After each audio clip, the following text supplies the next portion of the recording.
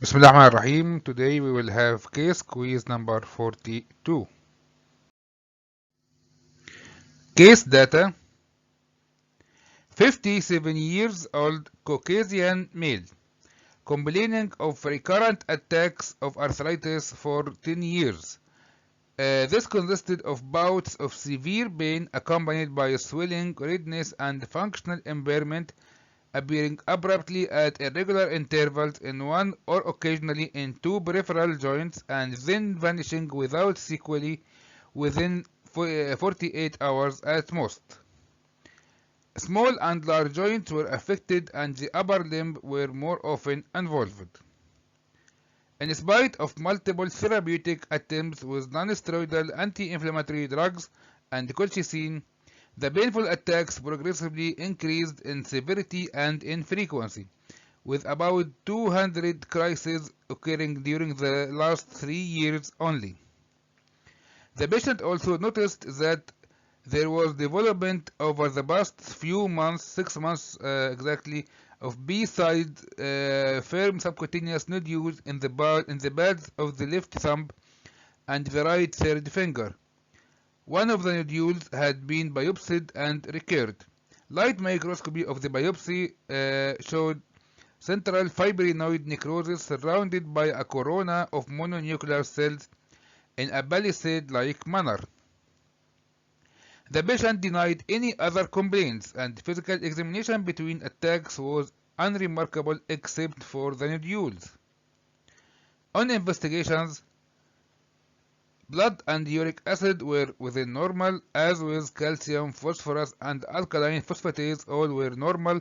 Acute phase reactant, hemolytic complement, C3, C4 fraction, renal function, protein electrophoresis, complete blood count, helper to suppressor lymphocyte ratio, and urine sediment all were normal. Also, rheumatoid factor, anti-nuclear antibodies, anti-double strand antibodies, circulating immune complex, all were repeatedly negative. And joint X-ray show normal finding between the attacks without any signs of erosion, demineralization, articular or para-articular calcification, or bone cyst. This is by X-ray. On musculoskeletal ultrasound, between attacks there is nothing, but during the attack there is synovitis. So, what is the diagnosis? The answer is yes, it is palindromic rheumatism. Palindromic rheumatism. What is palindromic rheumatism? In 1944, Hinch and Rosenberg described a clinical pattern of recurrent arthritis that they named palindromic rheumatism. This consisted of multiple afebrile attacks of acute arthritis, periarthritis, and sometimes para-arthritis with pain, swelling, redness, and disability, generally of one but sometimes more than one small or large joints in an adult of either sex. The outstanding features were the very rapid onset and disappearance of the bouts, their recurrence at irregular intervals, the absence of X-ray or imaging abnormalities, and the absence of functional or deforming residues. Since that time, there have been many reports of patients with this disease with comparable features. In a large series of patients with typical palindromic rheumatism followed up for at least 5 years, Ward and Okihiro found that more than one-third eventually developed rheumatoid arthritis.